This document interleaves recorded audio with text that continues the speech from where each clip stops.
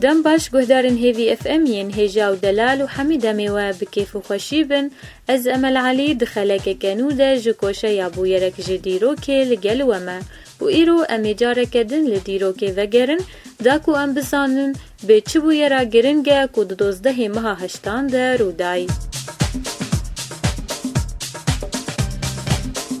گهدارن ما 12 ماه هشتان ده جه سال 1992 نویسکار و دیروکناس کرد علی سیدو گورانی کوچه داوی کرد.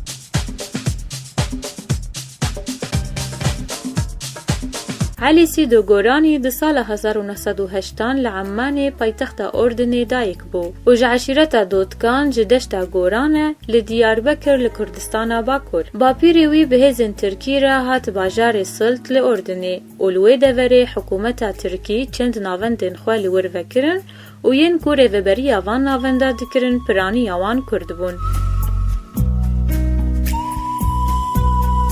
علی سیدو دست بخوندن خواه سرطایی کرد ده سال 1616 ده دبستانا کو عثمانی و کربون لأردنه و تنی خوندن تیده بزمان ترکی بو.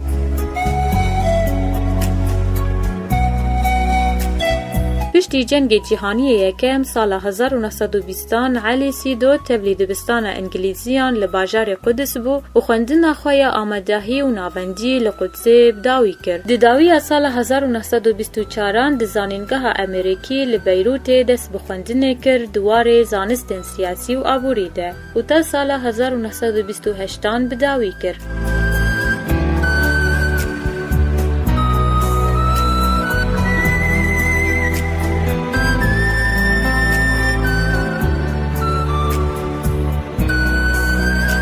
علی سیدو سکرتیر انجمن زاگونسازی اردنی بو و بوره و بره چند دبستان ناوندی لأردنه و پشتی دمک ندرش هات هلبجارتن وک سکرتیر یکم لوزارت درویا اردنی هر وسا وزیر شاندر بو لگل اردنه و دوی کاری دما تا گها تمن کورنش تجکار.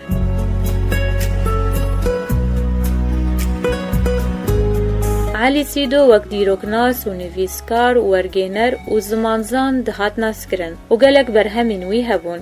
دناوانده پرتوکا جعمان تعمدی نویساند و لقاهیرا چاپ کرد سال 1939 هانده و هروها گلک پرتوک ورگراندن بزمانی کردی مینا کومارا محاباتا کردی یا دیپلماسی امریکی مستر ایجلتون هروها الاکراد یا الابتوماسی انگلیزی و گلک برهمین ویدن هنا هاتنا ورگراندن جزمان انگلیزی و ترکی.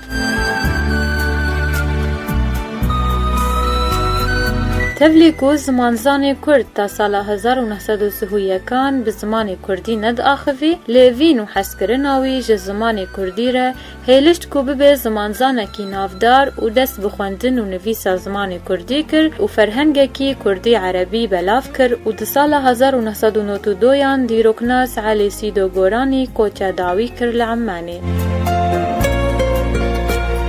بله گهدارن من هجاب وی آوای ام گهانداوی خلک خواه و اف بی بویرا کرو داید 12 ماه هشتان ده ام هیوینا کو مهنسوده را دستی وکربن تا امرو پلک دی جدی رو که وکن هون بمینن ده خیر و خوشیه ده.